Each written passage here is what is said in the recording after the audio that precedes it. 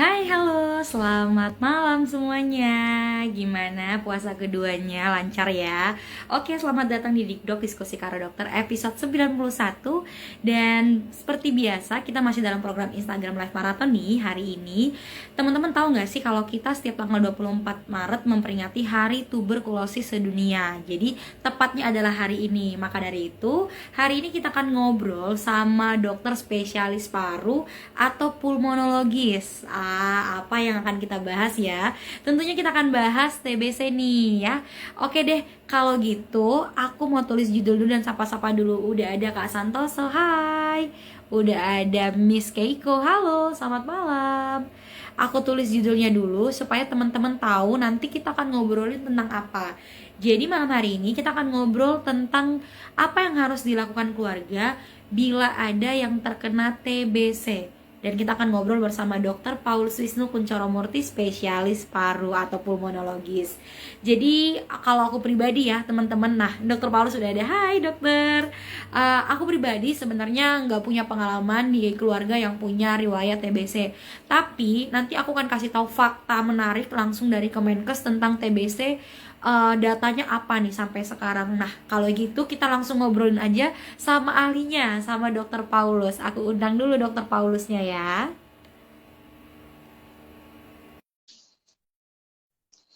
Oke, udah diundang dokter Paulus. Silahkan diterima. Halo dokter. Aduh, sebenarnya saya bisa mampir ke sana sih dok. Jadi kita bisa live barengan. Saya lagi di Jogja nih dok. Oh iya, Iya. Wah ini dokter Paulus, dok apa kabar? Aduh kangen deh jadinya ke sana. iya, iya.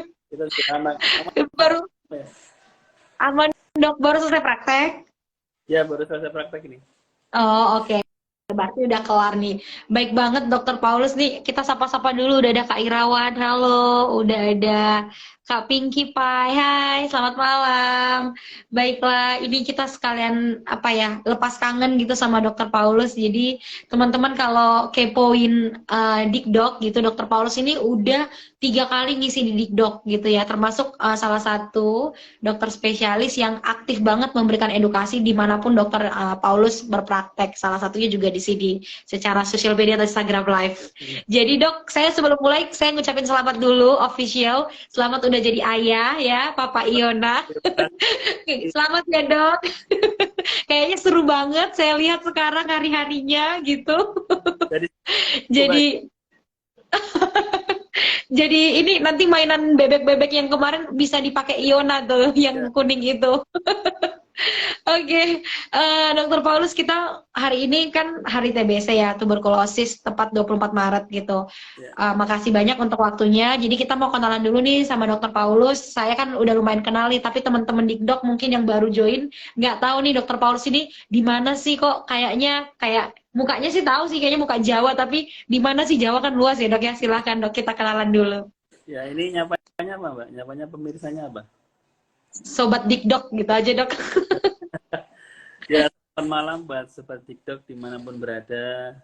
Ya, kalau saya ini asalnya dari Solo sebenarnya. Sekarang ini posisi berada di Jogja, rumah di Gunung Kidul, prakteknya di Oke. Silom sama di RSUD Wonosari. Seperti itu. Waduh, jauh banget. Ini Iya. teman-teman Dokter Wisnu belum, Dokter Paulus belum pulang tahu demi live IG.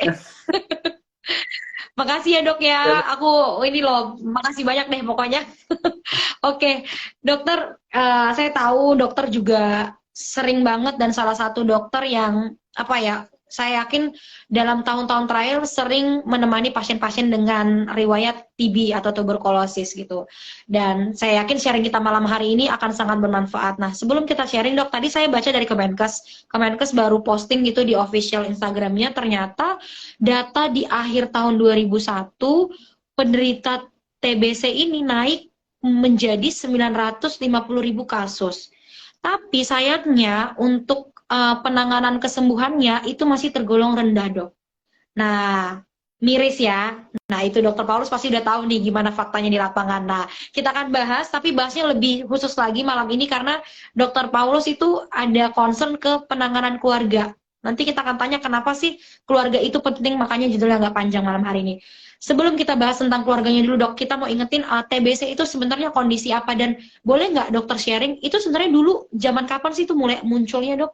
Yang mulai serem-seremnya dulu tuh? Ya, jadi kalau TBC itu kan salah satu penyakit paru. Nah, penyebabnya itu suatu kuman atau bakteri. Jadi bukan virus, bukan yang lain, tapi bakteri. Bakterinya namanya Mycobacterium tuberculosis. Nah, si bakteri ini yang bisa mampir ke tubuh kita dan jadi penyakit. Nah, sejarahnya sebenarnya bakterinya sendiri penemuannya udah lama, Mbak. Kalau tanggal 24 Maret ini adalah hari penemuan kuman TBC-nya oleh seorang ahli namanya Robert Koch ya. Robert Koch ini menemukan di tanggal 24 Maret di tahun 1880. Jadi ini Lama banget. 1880. 25 Maret ini hari ditemukannya kuman TBC hari ini. Oke. Lalu mulai berkembang ditemukannya berbagai obat, perkembangan teknologi yang tadinya itu pengobatannya TB itu cuman itu istirahat. Jadi pada masa lalu di mana tahun sebelum ada obat yang sudah banyak ini ya, sudah bagus ini, si pasien TB itu hanya beristirahat di pegunungan. Jadi di karantina di pegunungan, suatu dataran tinggi yang dia jauh dari polusi, kemudian suruh istirahat, suruh makan yang enak, suruh happy-happy, suruh healing gitu, tanpa pengobatan, kemudian dia dalam kurun waktu tertentu, lalu dicek lagi, sudah sembuh. Dulu intinya seperti itu, jadi cuman itu istilahnya healing aja.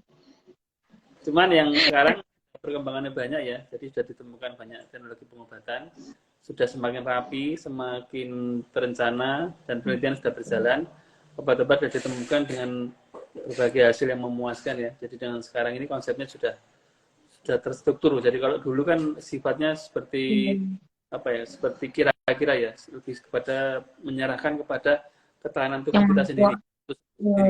Ya, self healing namanya. Kalau sekarang tidak. Jadi selain self healing juga didampingi obat-obatan yang sudah diteliti secara sistematis. Demikian. Oke, jadi ini sejarahnya nih. Kalau sejarahnya dulu orang kan nggak tahu healing ya dok, tapi mungkin dulu pengobatan TB ini bahasanya sekarang healing udah bisa gitu.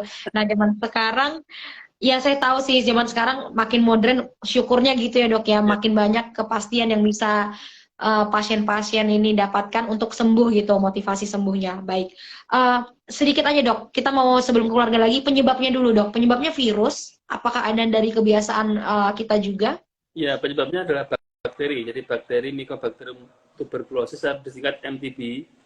Sedangkan faktor resikonya, ya faktor resikonya itu yang saya sebut pertama adalah gaya hidup merokok, Mbak. Pertama kali yang saya sebut adalah gaya hidup merokok ini merupakan faktor resiko pertama untuk terjadinya TB. Perlu diketahui bahwa kalau rokoknya sendiri tidak ada kuman TB-nya, rokoknya ya rokok sendiri. Cuman kalau kita kebiasaan merokok, nanti akan menurunkan kualitas saluran nafas. Jadi saluran nafas kita menjadi rusak. Lama-lama kalau kumannya masuk, ya dia langsung menjadi penyakit. Itu pertama. Yang kedua adalah orang-orang dengan penyakit autoimun seperti HIV, kemudian penyakit lupus, kemudian penyakit kronis ya, seperti gagal ginjal yang tidak diobati, itu menjadi faktor risiko untuk terjadinya kuman TBC ini masuk ke kita.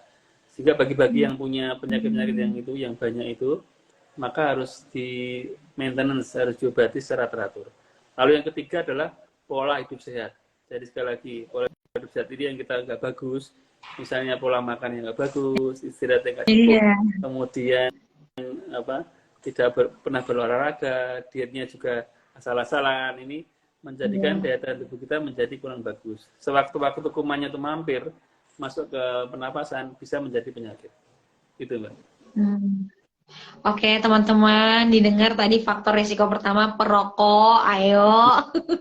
Bukan cuma nakut-nakutin ya, tapi didengerin gitu ya. Oke, kita langsung next dok. Kita ke topik kita yang malam hari ini, yaitu keluarga gitu. Kenapa Dokter Paulus concern terhadap peran keluarga untuk si TBC ini, dok? Ya, jadi kita judulnya ini kan memang tema besarnya itu menuju Indonesia bebas TBC. Ya. Jadi tahun 2030 itu kita seiring dengan WHO ini kita usahakan ya, namanya juga berusaha ya Mbak ya. MTB ya. TB-nya itu di 2030. Nah, maka untuk mencapai itu tidak hanya satu komponen, misalnya hanya tenaga kesehatan saja, dokter saja, tidak bisa.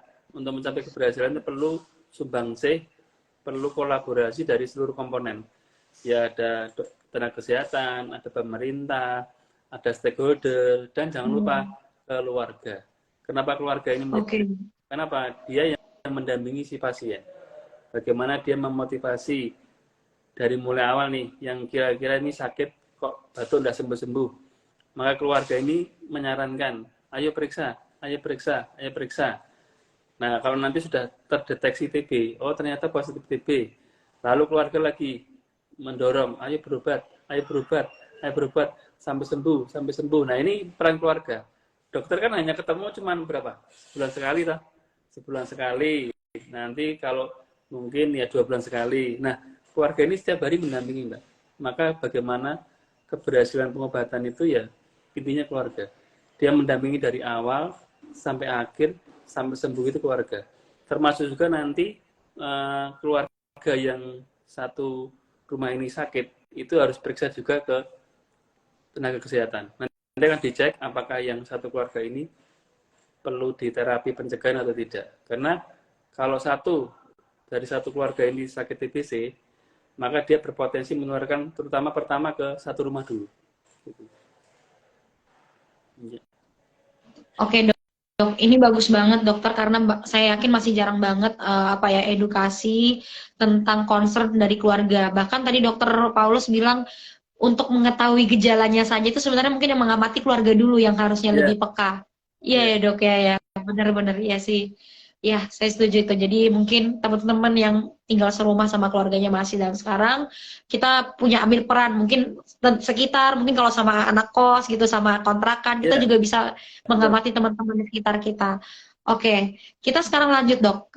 Lebih ke penanganannya. Sekarang kan pertanyaannya kayak gini, apa sih yang harus dilakukan keluarga tadi bila ada yang terkena TB? Nah, si keluarga tadi sudah melihat nih, ini ada saudara saya nih yang kayaknya gejalanya ke TB. Setelah diperiksa ternyata positif TB. Nah, apa tuh dok biasanya peran keluarga di saat itu? Kenapa dia juga berperan? Ya, jadi pada sistem terapi TBC ada dinamakan PMO, jadi pengawas menelan obat. Nah, itu seseorang tunjuk sebagai pendamping dari pasien. Misalnya ini bapaknya sakit TBC, maka yang ditunjuk jadi PMO, jadi semacam pendamping pasien, Mbak. Nah, itu wajib ternyata, dok. Jadi dari kartu pengobatan kita, kartu pengobatan TBC itu ada nama pasien, kemudian nama PMO. Jadi pengawas menelan obat. Nah, jadi seseorang ini yang ditunjuk misalnya yang sakit ayahnya, ibunya ditunjuk sebagai PMO.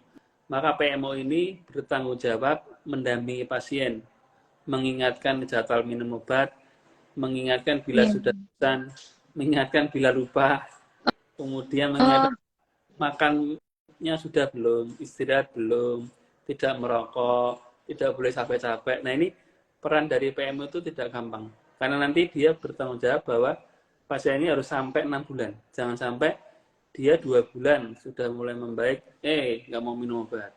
2 bulan sudah membaik, sudah, saya nggak usah periksa dokter. Nggak boleh. Yang bertugas mengingatkan adalah ini, si PMO. Biasanya diambilkan dari itu, bisa istrinya, bisa anaknya.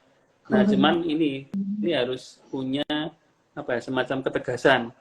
Nanti misalnya kalau yang ditunjuk istrinya, nanti istrinya takut sama bapaknya, nanti dibentak bapaknya, nggak mau. Sudah minum obat, Pak? Sudah belum? Sudah. Beneran nih. Iya juga. Ya, jadi ini dari si pengawasan obat itu memang ada satu yang ditunjuk. Kemudian yang kedua adalah setelah ada anggota keluarga yang terkena TBC, maka yang pertama adalah satu keluarga ini lapor kepada puskesmas atau fasilitas kesehatan. Nanti akan dicek masing-masing anggota keluarga yang lain itu dicek dengan namanya mantap tes atau tes kulit. Nanti tes kulit ini lihat apakah yang satu keluarga ini kemasukan kuman atau tidak. Kalau ternyata kemasukan kuman, berarti nanti akan diberikan yang namanya terapi pencegahan TBC. Oh, oke. Ya, jadi ada yang namanya TPT, Mbak. TPT itu terapi pencegahan TBC, diberikan TPT. pada kontak satu rumah yang terbukti tes kulitnya positif. Kalau mungkin Nah, aku pernah mantap. tes mantok ya, Mbak, yang dulu di apa? Pernah. Pernah ya? Iya, iya pernah. Di apa? Anak kecil itu pernah lihat? Pernah? Iya, pernah dong. Nah, itu itu nanti dilakukan pada satu rumah yang dia satu orangnya sakit TBC. Semua dites sama puskesmas atau fasilitas kesehatan. Bila ternyata mantoknya positif, berarti dia nanti mendapat jatah. TPT tadi. Dan nah, terapi pencegahan ini memakai obat TBC tapi dosisnya cuma separuh. Oke. Jadi tidak dosis full, dosis separuh. Nanti kenapa diberikan terapi pencegahan? Biar yang satu rumah yang kemasukan kuman itu tidak menjadi sakit. Seperti Iya, itu. iya. Nah, ini mungkin yang belum Oke. diketahui masyarakat ya. Jadi ada Iya, namanya ini terapi TPT ya tadi ya. ya. Ini baru dimulai sekitar mungkin setahunan ya oleh Kementerian Kesehatan. Ini dimulai terapi pencegahan ini karena memang memandang bahwa yang sakit diobati, yang belum sakit tapi sudah kemasukan kuman harus Dicegah. dicegah supaya tidak sakit. Seperti itu. Tinggal lapor Oke, puskesmas. dok. Ini menarik. Tadi dok, mungkin kita harus bilang satu dulu dok. Berarti pasien TB ini atau penyintas TB ini pengobatannya teman-teman harus tahu itu 6 bulan dok. Mau nggak mau minimal. Oke, berarti karena 6 bulan itulah prosesnya dengan konsumsi obat, makanya dibutuhkan tadi kayak kata dokter PMO ya, pendamping menelan obat. Apa sih pendampingnya? Oke. Pendamping obat ya, Mbak. Oh, Ya. pendamping menelan obat. Nah, ini banyak yang nggak tahu, saya yakin dok, saya aja baru tahu nih. Nah, karena itulah berarti peran keluarga atau peran orang di sekitarnya berperan banget nih dalam proses dia. Nah, dokter Paulus tadi juga udah bilang, berarti kan dokter sering menemukan ya dok, faktanya di lapangan. Memang yang dokter temukan di lapangan nih dok, banyak nggak sih sebenarnya pasien-pasien TB ini atau penyintas TB yang ternyata tidak mempunyai pendamping saat terapi ke dokter? Ya, Mbak. Jadi misalnya dia kos di Jogja gitu ya. Misalnya Iya. dia orang dari luar Jogja. Dia keluarganya memang nggak ada di Jogja. Kemudian kos-kosannya mungkin 1-2 atau jarang ketemu sama temennya ya. Nah, maka biasanya kita tanya, ini yang jadi pendamping siapa? Nggak ada dok. Nah, keluarganya jauh semua, di luar kota. Nah, maka ini Oh, alah. mungkin bukan hanya keluarga bisa, tetapi teman dekat. Orang Teman dekat atau mungkin bisa juga ibu kos bisa, atau kalau memang itu tidak memungkinkan bisa jadi perangkat desa yang bisa menjaga komunikasi dengan pasien. iya, iya, betul. Misalnya nih dimungkinkan misalnya ketua RT misalnya dia bisa kasih dengan yang ngekos itu dari luar kota. Nah itu bisa dijadikan sebagai PMO, tapi dengan syarat bahwa komunikasi antara pendamping dan si pasien ini harus intens. Iya, Kalau udah pernah iya betul. sama aja, nanti dipasang namanya, lah pernah belum karena di PM itu harus selalu intens. Misalnya udah minum obat belum, udah minum obat belum, udah makan belum. Jadi mengingatkan, udah sehat belum, jangan capek-capek ya, yo semangat. Seperti itu. Jadi peran PM itu tidak gampang ya, dan ini harus intens. Kalau seorang tidak pernah ketemu, tidak pernah ngobrol, ya percuma bahas.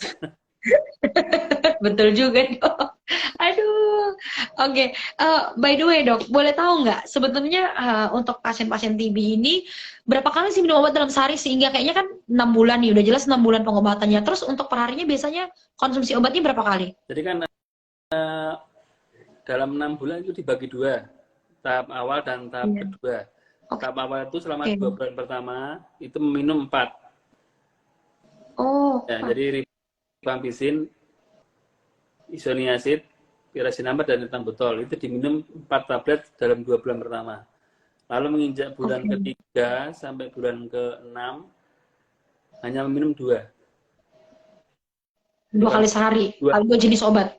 Ya, 2 tablet, 2 obat. Nah, proses minumnya itu sehari sekali. Misalnya pagi ya pagi terus, siang terus, sore terus. Jadi ada pasien menanya ke saya, dok itu dibagi minum pagi apa siang atau malam? Nah, sebenarnya nggak ada yang harus pagi, harus malam, harus siang. Yang penting tidak lupa. Diminum. Kalau misalnya mau malam ya boleh, asal jangan lupa nanti malam-malam malah bablas tidur ya nggak boleh, gitu. Iya, iya, iya. Jadi cuma dari Nah, lagi nih dok. sekali. Oke, sekali udah dapat nih, wah bagus banget nih. Saya jadi tahu banyak. Lagi dok, dulu zaman dulu banget kan orang dengan penyakit TBC ini kayak ditakuti, dijauhi dan malu gitu ya dok ya. Misalnya dia pun mungkin kalau ke rumah sakit mungkin anggaplah anak-anak muda zaman sekarang dok. Mungkin kalau orang tua masih oke lah. Anak-anak muda itu ketika didiagnosis kena TBC dia malu dok sehingga dia nggak punya akses untuk mendapatkan si PMO tadi, pendamping Ya, menelan obat tadi dok. Nah, boleh nggak di-sharingkan sebenarnya apakah situasi sekarang sama situasi dulu semenakutkan kayak dulu, oh, Dok? Jadi biar apa ya? Kita ya stigma lah kita bilang Dok. Stigmanya itu gimana nih? ya, ya betul Mbak. Jadi stigma itu kan suatu klaim ya, klaim yang dianggap benar. Karena sebenarnya ya nggak benar. Kalau benar kan bukan klaim, namanya fakta. Fakta, betul. Ya. Kalau stigma itu suatu klaim yang dianggap benar. Yang banyak stigma di masyarakat tentang TB itu pertama adalah TB itu tidak bisa disembuhkan. Diobati, Nomor satu, ya. tidak bisa disembuhkan. Kedua, TB ini penyakit keturunan. Nah, itu dia. Tiga, itu TB ini adalah penyakit kutukan atau guna-guna itu. Nah, Nah itu. iya, katanya zaman dulu kan gitu toh, Dok, nggak belum ada Ya, ini kan. terus yang berikutnya itu TB itu menyerang orang yang ekonominya rendah. Betul. Oke, Nah, nomor oke. ini semua tidak benar. Betul. Jadi bukan keturunan, bukan kiriman, bukan pula menyerang hanya ekonomi rendah, tidak, dan bisa disembuhkan. Itu pasti karena penelitian sudah berjalan. Nah, tinggal bagaimana kita menyikapi ya minum obat yang benar. Ya, nah, memang stigma ini memang menjadi salah satu penghalang seseorang untuk berobat. Misalnya Betul. nih, ya, misalnya seorang yang di kampus, di sekolahan, di pekerjaan, anak muda ternyata diagnosis penyakit TB. Iya. Lalu dia takut, teman-temannya menjauhi, menganggap itu sebagai aib. Ini penyakit aib nih, ini nggak bisa disembuhkan ini. Pokoknya dijauhi, dikucilkan, dikarantina dan sebagainya. Nah ini menjadi penghalang seseorang untuk berobat. Apalagi ke berobat, mau nanya ke dokter aja udah malu, mau keluar ke rumah aja malu. Nah itu menjadi penghalang. Nah bagaimana diobati? Memang diperiksa aja belum. Nah stigma ini harus kita benarkan, kita luruskan.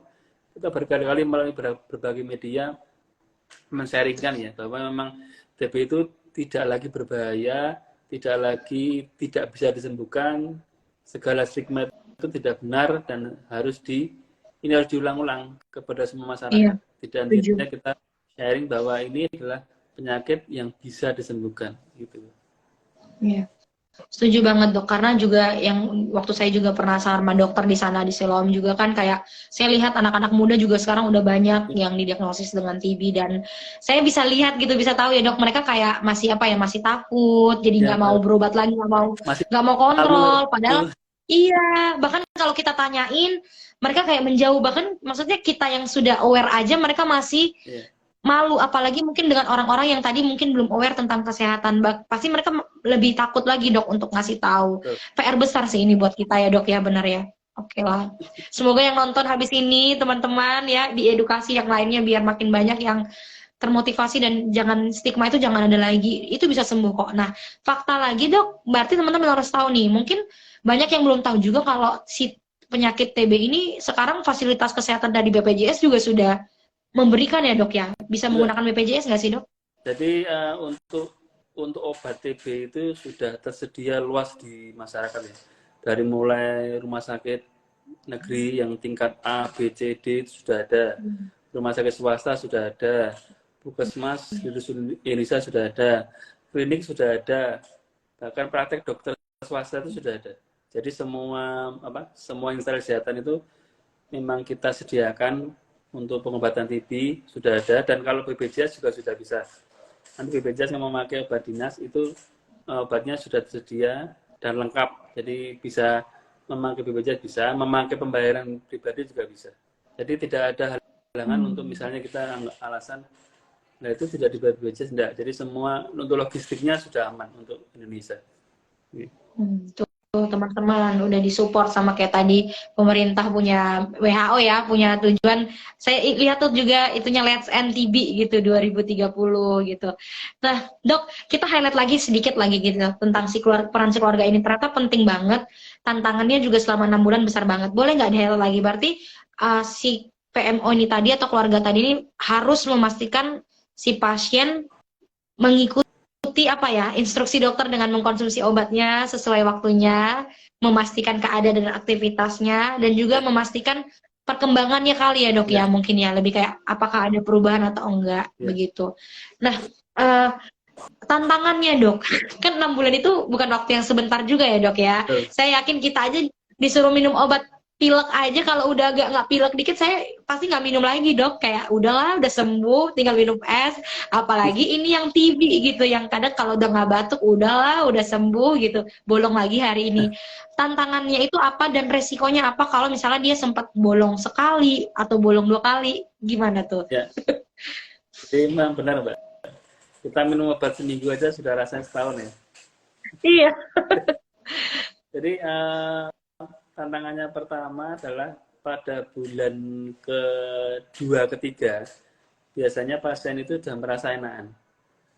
Jadi misalnya, ini batuk banyak, sesek banyak, tidak mampu aktivitas, itu bulan ketiga itu sudah enakan. Batuk sudah berkurang banyak, tidak pernah sesak, badannya lebih enak. Nah ini bahaya, karena kan sudah membaik nih. Nah maka pasien mikirin, wah ini sudah sembuh. sembuh ini. Nah, tersebut berarti saya coba dong. Nah, seperti ini. Jadi rata-rata di bulan 23 itu faktor apa ya? Faktor untuk berhenti obat atau istilahnya drop out ya. Mangkir dari obat itu tinggi sekali. Kebanyakan orang yang sendiri itu di bulan 3 ini. Karena pertama merasa sudah enakan. Lah keluarnya udah nggak ada batuk, udah nggak sesek. Lah ngapain saya minum obat ya? Nah, itu mereka berhenti di sini.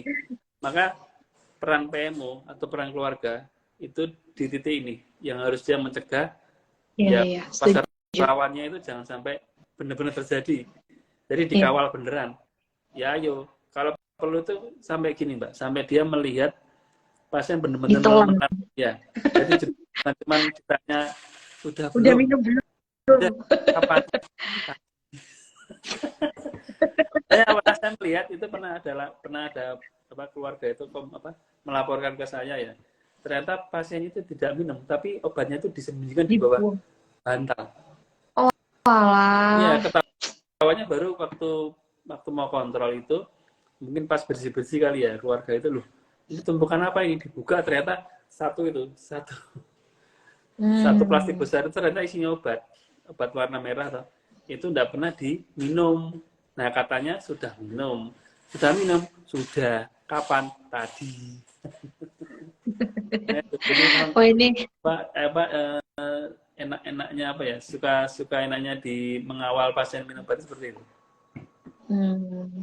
Iya. Berarti kuncinya memang benar ya topik kita malam ini kuncinya sebenarnya si pengobatan TB ini kunci besarnya ada di pendampingnya ya dok ya dari keluarganya.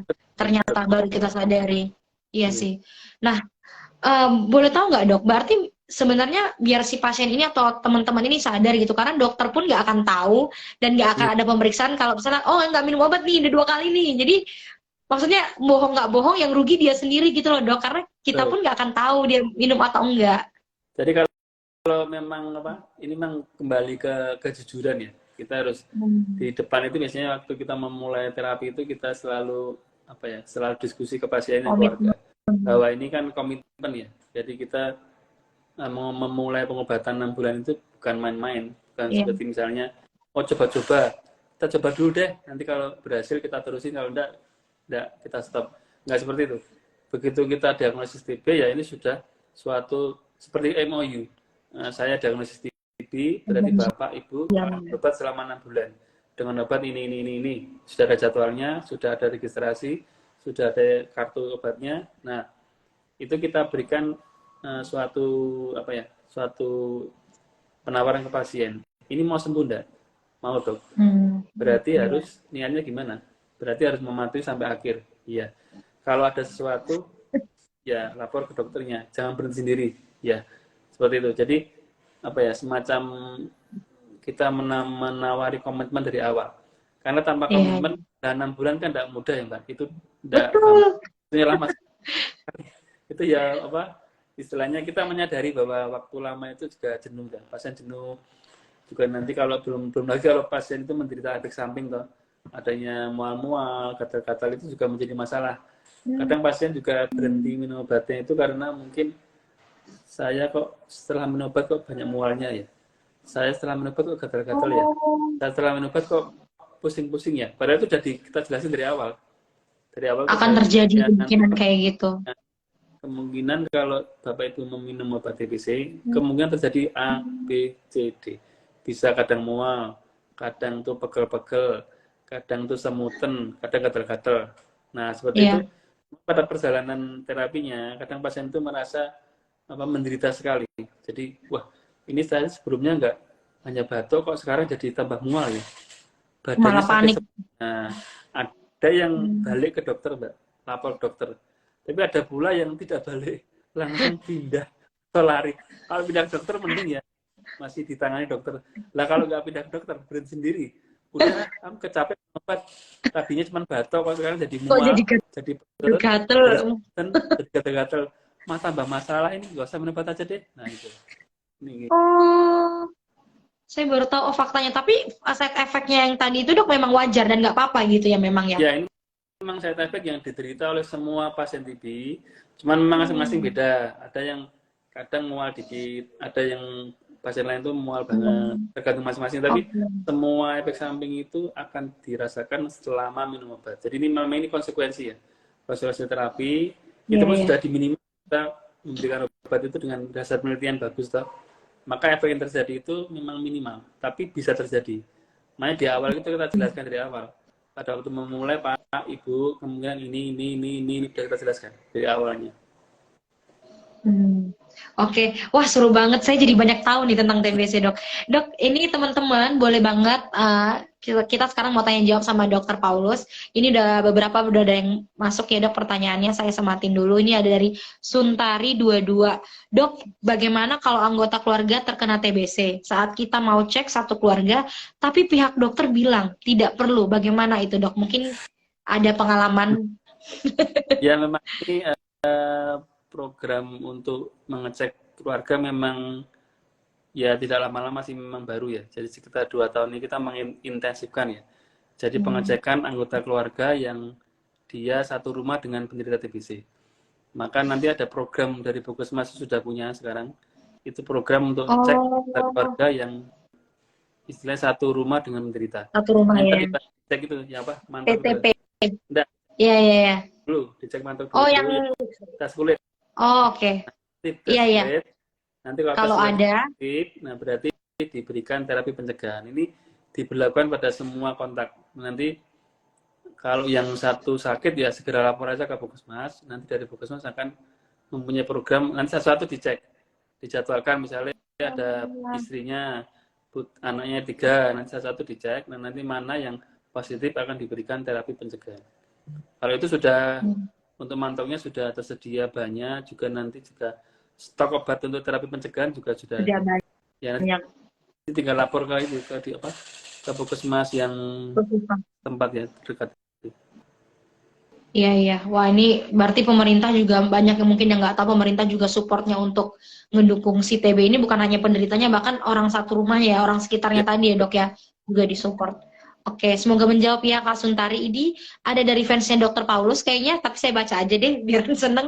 Dari @irawan 701. Gimana kabar Dokter Paulus? Kapan main ke warung kami, warga warung gaul? Aduh, ini fansnya nih. ini lama. Oh alah.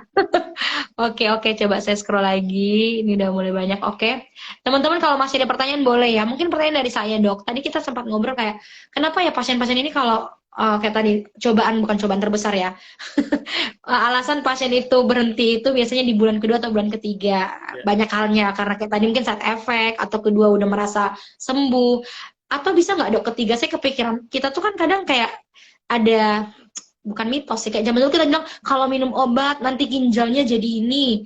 Jadi mungkin kita tuh kayak percaya, ah nggak udah sembuh kok, ngapain minumnya 6 bulan nanti malah ginjalku kena. Nah, Oh mungkin iya, dokter boleh nih mengafirmasi pasien-pasiennya sekarang. ya, ya ini memang banyak juga pertanyaan Mbak. Jadi misalnya saya minumnya kan obatnya banyak ya dok, banyak dalam Hmm. jumlah 6 bulan. Itu lever sama ginjalnya aman nggak Nah, ya? Ini banyak pertanyaan ya. tuh Karena memang obat TB itu yang kan ada 4 ya, bulan duanya satu, bulan dua tadi bukan yang obat TB-nya kan aslinya ada 4, 4. Oh, 4 macam. Nah, yang 2 itu lewat dia nanti dilewatkan lever, yang 2 lewat ginjal. oh, Nah, cuman ini empat-empatnya ini sudah diseleksi oleh penelitian itu aman ya, dosisnya untuk ginjal. Jadi dengan dosis selama 6 bulan diberikan tiap hari ya, itu sudah aman untuk ginjal. Jadi untuk ginjal aman, untuk liver aman, sudah dalam penelitian. Jadi tidak perlu khawatir karena itu sudah diteliti dan berbagai usia ya. Dari penelitiannya itu berbagai usia, berbagai kondisi diteliti, dan itu dosis yang diberikan saat ini sudah aman untuk ginjal dan livernya. Kalaupun toh ternyata sebelum diobati itu sudah ada sakit ginjal atau liver, iya. maka dokter akan menyesuaikan dosisnya.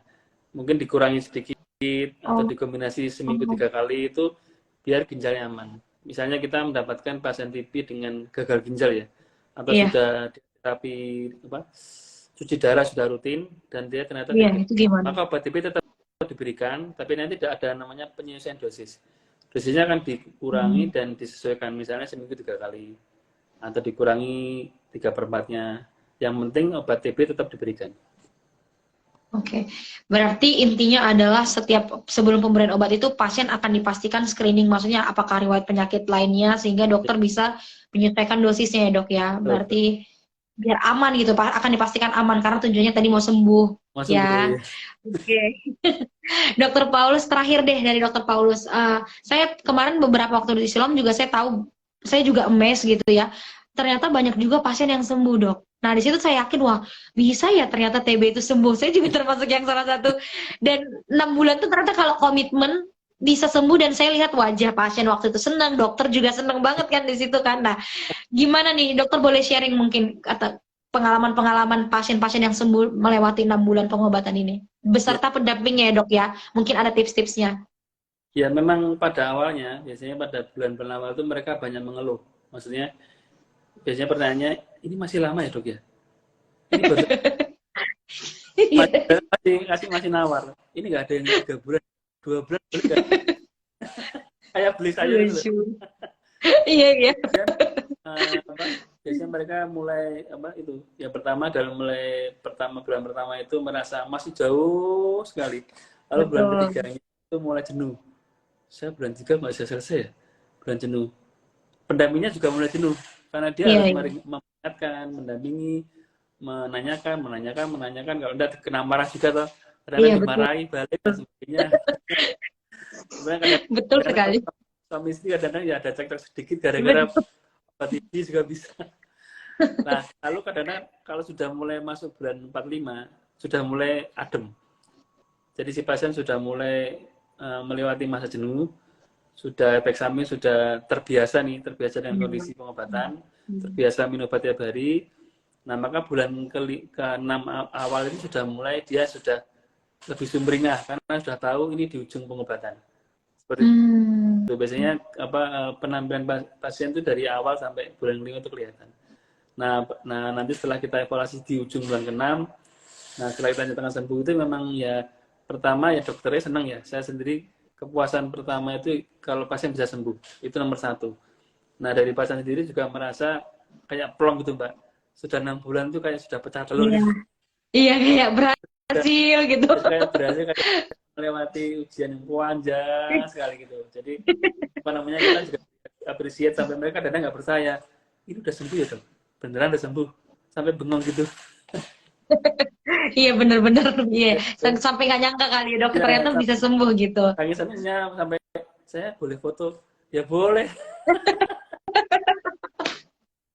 Oke, oke. Lagi dok, boleh ya dikit lagi ya dok Boleh, ya. boleh, Dokter boleh. Paulus mau pulang nih, ntar lagi nih. pengingat aja nih buat teman-teman. Misalkan kalau teman-teman tadi sempat berhenti karena tadi kan dokter udah bilang fix ini cobaan terbesarnya atau kendala jenuhnya itu akan pasti dialami di bulan kedua dan bulan ketiga.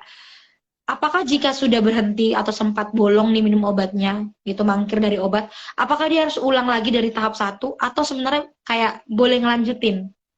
Oh iya. Jadi kalau prinsipnya pengobatan itu memang jangan sampai bolong ya. Maksudnya kalau misalnya bolong sehari, nanti harus cek dulu ke dokternya. Nanti kita lihat situasi kenapa beda bisa terlewat apa faktornya.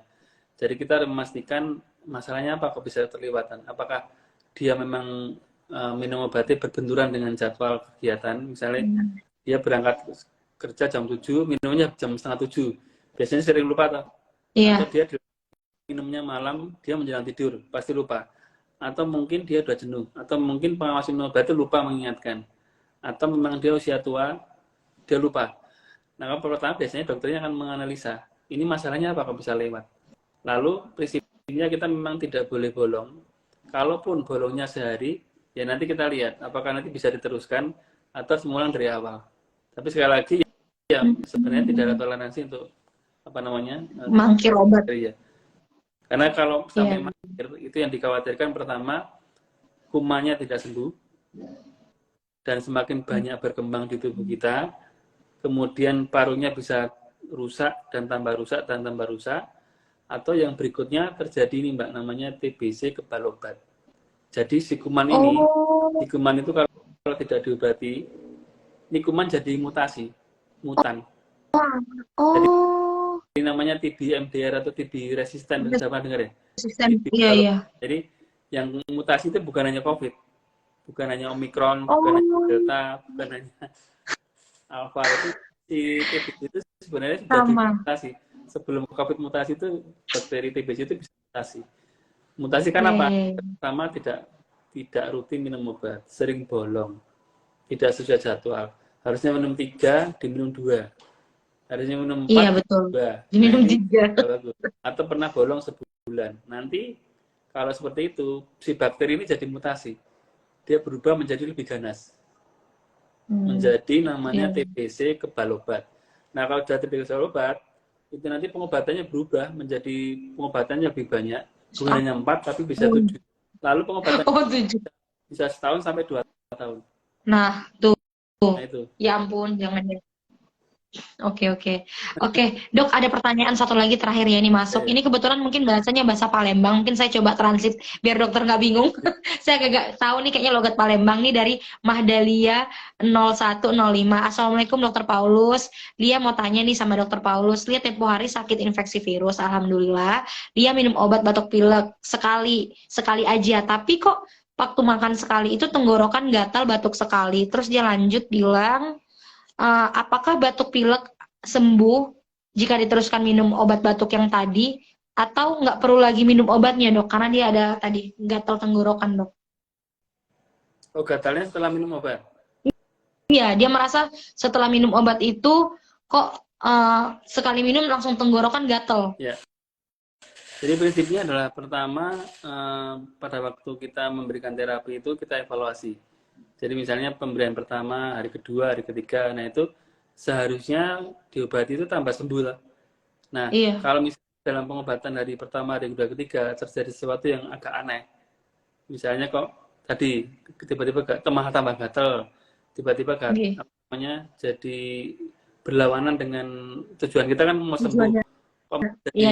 Maka harus lapor ke dokternya dulu. Nah, dokter akan menganalisa ini sebenarnya yang salah mana, apa nggak cocok obat atau perlu tambahan obat yang lainnya. Jadi keputusannya adalah tadi, apakah nanti itu memang ada bakteri double atau bakteri plus virus, atau tidak cocok obatnya, atau perlu tambahan obat yang lainnya. Jadi itu sebaiknya lapor ke dokter yang memberi pertama. Jangan langsung pindah dulu. Jadi solusinya adalah ke dokter pertama, nanti diskusi lagi. Dokter ini saya seperti ini kok malah tambah gatal, itu sebenarnya gimana dok? Dokter analisa. Jadi analisa gitu, masalahnya sebenarnya apa? Lalu dicari pemecahan berikutnya. Jadi sekali lagi kalau ada masalah jangan lari, jangan pindah gitu ya. Tetapi Jadi untuk cari Kebiasaan. solusi. Jadi solusi dipecah, masalah dipecahkan oleh solusi. Jangan menimbulkan masalah baru. Tapi itu kebiasaan sih dok, bener-bener nggak sembuh di dokter A, coba cari dokter B merasa kayak oh nih kayaknya nggak cocok gitu, padahal belum tentu ya Tentu kan. ya. Oke, dok, satu lagi nih terakhir ya, terakhir terus di si event ntar dokter Paulus nggak bisa pulang nih. Dari Kak Bintang Sundari nih, kayaknya pasien lama dokter deh. Kakak Salam, saya, selamat malam dok. ini kakak Apa dok? kakak saya. Oh, salam dari Bintaro lagi. Mau nanya nih dok, obat-obatnya berpengaruh nggak ke obat-obat hipertensi dan diabetes yang minum setiap hari juga? Nah ini pasien-pasien dengan riwayat tadi dok. Ya, ini Mbak Bintang ini adalah apa kakak ipar saya di Jakarta. Oh, halo Kak Bintang, salam kenal. Ya, jadi kalau untuk apa obat TB ini seperti dalam penelitian yang dilakukan itu tidak ada interaksi dengan obat-obat lain. Jadi sudah diteliti. Sudah dipastikan. Jadi bagi Iya, yang ya. memang konsumsi obat hipertensi, obat-obat gula ini untuk peminuman obat TB aman, tidak bermasalah. Oke. Ya. Oke, ini sudah Jadi aman dipastikan. dan khawatir kalau minum obat-obat yang lain, tapi dengan catatan lapor ke dokternya, dokter saya Iya, iya, iya. obat hipertensi, obat gula, obat jantung, nanti dokternya oh ya dicatat gitu, tujuannya biar tahu daftar obatnya. Nah, tapi kalau interaksi obat sudah diteliti aman, tidak istilah apa ya, tidak benturan dengan obat lainnya. Iya. Aman. Oke, oke dok. Terakhir dari Dokter Paulus, ini saya nggak nanya lagi dari Dokter Paulus deh. Ini kan memang hari ini spesial, kita memperingati Hari Tuberkulosis. Tadi faktanya dokter bilang hari ini tuh ditemukannya si bakteri tadi ya, sehingga iya. Nah, dari Dokter Paulus saya juga tahu, dokter juga concern banget dari dulu membantu pasien-pasien, sabar banget gitu ya, memotivasi karena salah satu keahliannya memang harus motivasi. Nah, tujuannya tadi kita pengen let's end di CTB ini dok. Apa sih yang mau dokter sampaikan ke teman-teman penyintas TB dan juga teman-teman sebagai pendamping atau keluarga yang saat ini mungkin lagi struggle untuk ingin sembuh dokter? Ya, jadi seperti pesannya untuk tema TB tahun ini ya. Jadi ayo kita akhiri TB di Indonesia, Indonesia bisa atau INTB 2030 ya. Iya. Jadi pesan ini mengatakan bahwa menuju 2030 ini peran seluruh komponen itu penting sekali. Jadi tidak hanya dari tenaga kesehatan, misalnya dari dokter saja, tidak bisa.